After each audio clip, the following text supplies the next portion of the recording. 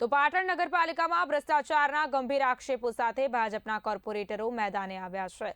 Railway station પાસે આવેલા કેશશ્યામ square બિલ્ડિંગને નિયમ વિરુદ્ધ ઇમ્પેક્ટ ફી હેઠળ મંજૂરી આપવામાં આવી હોવાનો આરોપ લગાવવામાં આવ્યો છે।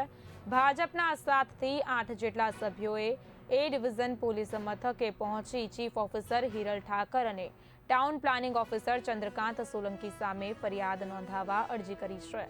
કોર્પોરેટરોના જણાવ્યા મુજબ ગુજરાત રાજ્યના અનધિકૃત વિકાસ નિયમિતતા વટ હુકમ 2022 મુજબ 30 સપ્ટેમ્બર 2022 સુધી પૂર્ણ થયેલ બાંધકામોને જ ઇમ્પેક્ટ ફી માટે પાત્રતા છે, પરંતુ કેશશ્યામ સ્ક્વેર બિલ્ડિંગની પરવાનગી 1 ઓક્ટોબર 2022 બાદની હોવા છતાં ઓનલાઈન અરજી સ્વીકારી મંજૂરી અપાઈ હોવાનું કહેવાઈ રહ્યું છે। કોર્પોરેટરોએ પોલીસ સમક્ષ તટસ્થ તપાસ કરી કાયદેસરની કાર્યવાહી કરવાની માંગ કરી છે। હવે તપાસ બાદ શું બહાર આવે છે તેના પર નગરપાલિકાની કાર્યપદ્ધતિ અને પારદર્શિતાને લઈને મોટો પ્રશ્નચિહ્ન ઊભો થયો છે।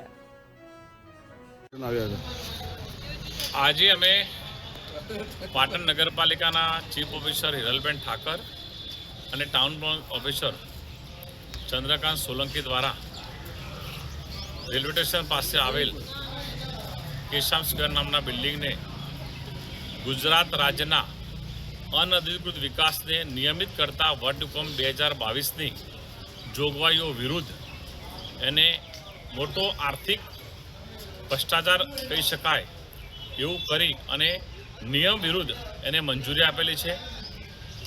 આ એક્ટની કલમ 5 મુજબ 30 સપ્ટેમ્બર 2022 સુધીમાં પૂર્ણ થયેલ હોય એ મકાન માલિકો જ આ કાયદા નીચે અરજી કરવાની પાત્રતા ધરાવે છે।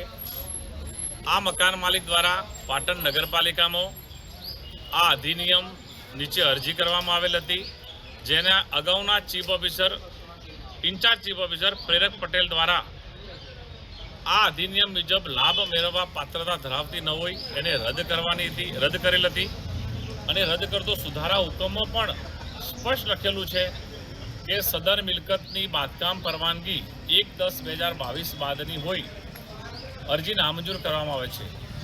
આમ છતાં આ ચીફ ઓફિસર દ્વારા મકાન માલિક દ્વારા જ્યારે ઓનલાઈન અરજી કરવામાં આવી 15/10/2022ના રોજ અને ચીફ ઓફિસર દ્વારા એને આ અધિનિયમ નીચે સરકારી હોદ્દાનો દુરુપયોગ કરી જાહેર ત્રાસદાયક કૃત્ય કરી અને ખોટી રીતે મંજૂરી આપવામાં આવેલી છે।